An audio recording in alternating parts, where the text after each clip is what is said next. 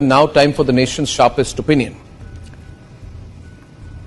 Viewers, Mark Zuckerberg has confessed, Mark Zuckerberg of Meta, earlier Facebook, has now confessed that he, along with other big tech companies, are partners with the American deep state. By deep state, I mean CIA, FBI, State Department and other secret assets of the American government known only to the White House. So Mark Zuckerberg has admitted effectively that over the years, these big tech companies have worked with them to advance the interests of the American deep state. This has now been published everywhere. The recent events in Bangladesh rode on the back of the involvement of the same American deep tech companies who the CIA, FBI and the American secret agencies work with.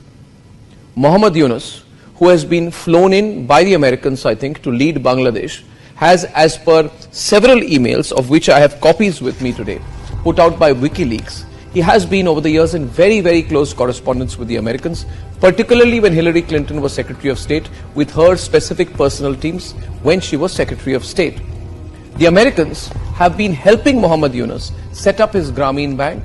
They have worked towards advancing the interests of Grameen Bank business-wise, and they've also been working to get him to agree to enter Bangladeshi politics. According to these emails and correspondence, this effort has been going on since 2007, which means that for the last 16 years or more, the Americans and Muhammad Yunus are working together. The way in which Muhammad Yunus, who is a political nobody, has been made the head of Bangladesh makes him a role model to people like Rahul Gandhi.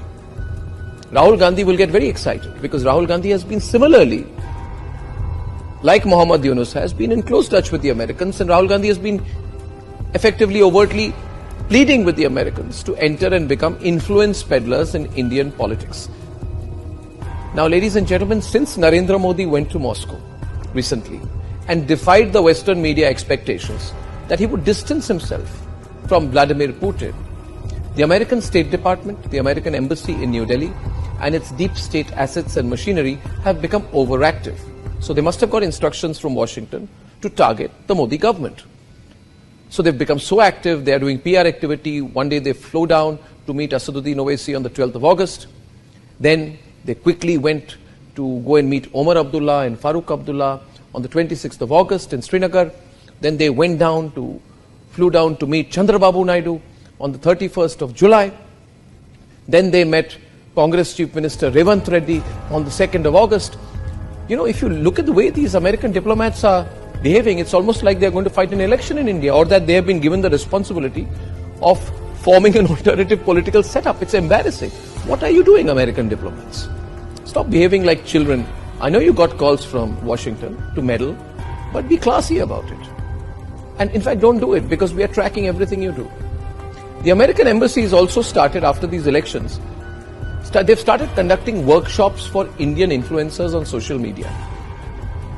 They're calling it impact level work. So what they're trying to do, the American diplomats, they're trying to convince more Indian influencers to take a pro-America line, a pro-State Department line, a pro-American deep state line.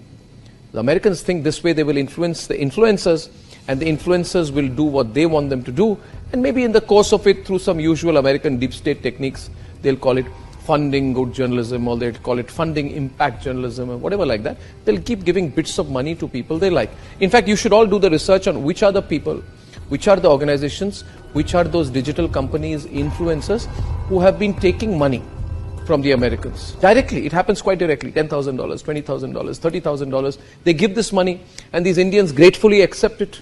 And that's how the deep state works. Ladies and gentlemen, the American deep state, which was, in my view, earlier supporting the Aam Aadmi Party, has now hitched completely and moved its forces entirely behind the NGO Congress ecosystem. Mark Zuckerberg's admission in all of this, that he has been a very loyal lieutenant, effectively, of the American deep state, brings into the open the big tech deep state conspiracy. The only difference is that between Bangladesh and India is that we are a larger country. We are a bigger country, we are a stronger country. And by putting out this kind of information, like I am doing to you right now, like Republic is constantly putting out to you, we are doing this because we are preparing you, the viewers and supporters of the Republic Media Network, and the people of India, We are preparing you to be prepared for the onslaught of this conspiratorial, dangerous American deep state, American big tech, along with some political parties and leaders in India, their attempt to carry out an onslaught on Indian democracy. I believe this is an inevitability. They are working so hard on it, they will try to do it. Who are the people who will work with them in India? Well, it could be the same people who are questioning the EVMs, the same people who are questioning the whole electoral process in India, and are therefore creating a narrative on behalf of their American bosses that Indian electoral democracy has failed. Take a few steps back and look at what people in Bangladesh were saying 2 to 3 months back. They, along with the Americans, started saying that yes, Sheikh Hasina has won the elections, but the elections were not fair. The electoral process is not fair. Now, was the coup fair? Was the military coup fair? Was bringing in a political nobody like Muhammad Yunus, who is clearly an American agent, a deep state agent, and putting him as the face of a military government, is that fair to the Bangladeshi people? Is the crashing of the Bangladeshi economy fair? Are the killings of Hindus fair?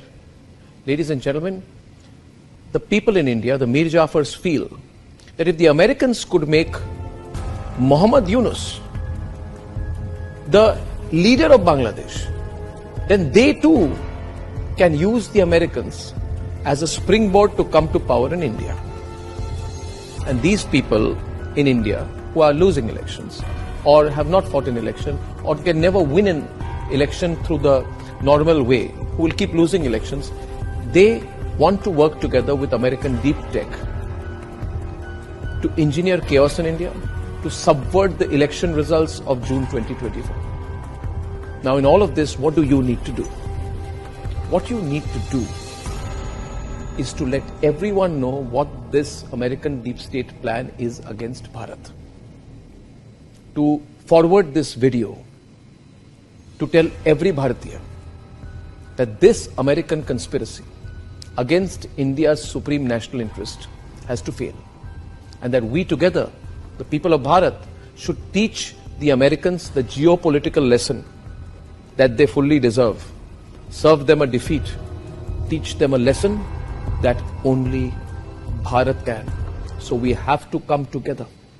Please spread this video as widely as you can, so that the Americans know that even before they think they can act against us, that we've got our lens on them. It is they who should be on the defensive. Ladies and gentlemen, it is they who must know the people of Bharat will teach them a lesson, if necessary, if they conspire against our interest.